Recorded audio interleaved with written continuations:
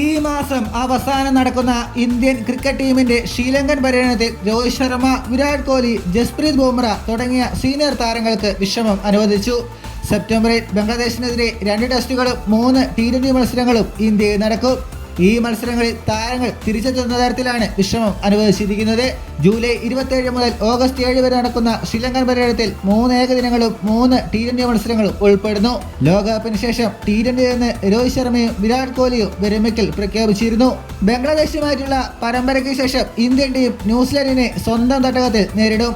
October 16 മുതൽ November 5 വരെയാണ് ഈ മത്സരങ്ങൾ. നവംബർ 22-ന് ഓസ്ട്രേലിയയിൽ ആരംഭിക്കുന്ന 5 മത്സരങ്ങളുടെ ടെസ്റ്റ് പരമ്പരയ്ക്ക് മുൻപായി നവംബർ 8-നും 15-നും ഇടയിൽ 4 T20കൾക്കായി ഇന്ത്യൻ സംഘം ദക്ഷിണാഫ്രിക്കയിലേക്ക് പറക്കും.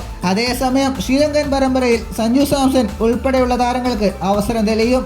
ഏകദിന T20 മത്സരങ്ങളിൽ സഞ്ജുവിന് ടീമിലിടം കിട്ടാൻ സാധ്യതയുണ്ട്. ഇപ്പോൾ നടന്നുകൊണ്ടിരിക്കുന്ന സിംബാബ്വെ പര്യടനത്തിൽ മികച്ച പ്രകടനം കാഴ്ചവെച്ചിട്ടുണ്ടെങ്കിൽ സഞ്ജുവിനെ ഒഴിവാക്കാൻ BCCIക്കും കഴിയില്ല. ഇനി 2 മത്സരങ്ങളാണ് അവശേഷിക്കുന്നത്. ആ മത്സരത്തിൽ ഏതെങ്കിലും ഒരു കളിയിൽ അർദ്ധ സെഞ്ചുറിക്ക് മുകളിൽ ഒരു പ്രകടനമുണ്ടായാൽ തീർച്ചയായും സഞ്ജുവിനെ പരിഗണിക്കും. അതോടൊപ്പം ആരായിരിക്കും ക്യാപ്റ്റൻ എന്ന നിലയിലുള്ള ചർച്ചകളും സജീവമാണ്. KL രാഹുലിനാണ് നിലവിൽ മുൻതൂക്കം. ഇതുപോലുള്ള പുതിയ വാർത്തകൾക്കായി ചാനൽ ഇപ്പോൾ തന്നെ മറക്കാതെ സബ്സ്ക്രൈബ് ചെയ്ത് വെക്കുക.